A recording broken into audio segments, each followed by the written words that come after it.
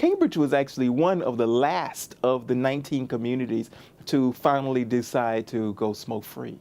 I was working at the Marriott in Cambridge in Kendall Square at a bar called Characters Bar and Grill. They took the permits away from the smaller bars and restaurants. There were a lot of rules at that time. If you happen to have a bar and you had a restaurant that had less than 25 seats, then you couldn't smoke. If you had more than 25 seats, you could smoke. It was very confusing. So maybe where I had 50% of people smoking, I now had everybody come into my bar to smoke. I was the smoking destination of Kendall Square, and I was on a 34-seat bar, big square bar, plank right in the middle of it. One of my very dear best friends was diagnosed with lung cancer. The leading causes of death in Boston are heart disease and cancer, particularly lung cancer, and we know that both are very much associated with exposure to tobacco. I was with her when she died, and to go back to work,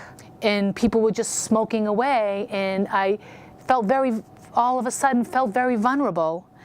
When I decided that this was something that I was going to address with the hotel, in 2000, I sat down and I wrote a letter to my general manager addressing the facts of that our bar was still smoking and the decision to make the banquet room, the banquet area, no smoking, made it even more difficult for the workers and Characters. And I made suggestions, perhaps we should have a smoking room outside of Characters, maybe in one of the meeting rooms that isn't being used, designated for all the hotel guests. And he never responded. When you go into a restaurant, do you want to inhale that smoke? I don't. When you work behind that bar, you're making a living, do you want to inhale that smoke? I don't think the bartenders or the waitresses do either. This was bigger than me. This was bigger than my job. This was really important.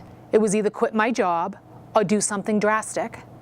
So I threw a rumor out there. Damn it, if I can't get the recognition from my hotel, I'm gonna call channel 4, 5, and 7 on a busy Friday when this place is packed. And I'm gonna get myself a gas mask and I'm gonna say, hello world, this is important, pay attention to me. And somehow, somewhere, I'm sure that got around. Because about a month later, no smoking at the Cambridge Marriott Hotel. So what we decided was it's time to take one very important big step of no smoking at all. And we used our regional approach called Clean Air Works to work with the number of towns who were essentially around Cambridge and Boston. My colleague John Auerbach and I talked a great deal about how to do this particular initiative, and so we created a regional approach. This is 7 News at 6. Implementing the smoke-free regulation was a huge victory for Mayor Tom Menino, who praised the new law at a news conference held inside a nightclub.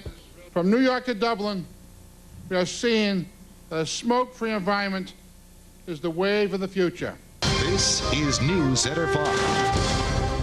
Boston's ban on workplace smoking, which includes more than 2,000 bars and restaurants, began this week. Some facilities had already instituted bans, like the bar at the Cambridge Marriott. I've been working there for 17 years, 16 of the 17 a smoking environment. I started in 1999 working with the Cambridge Marriott.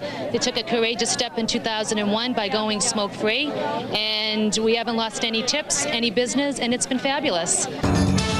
The regulars who said they'd never come back are all sitting around my bar today. I make the same money, if not more. I knew that this was right.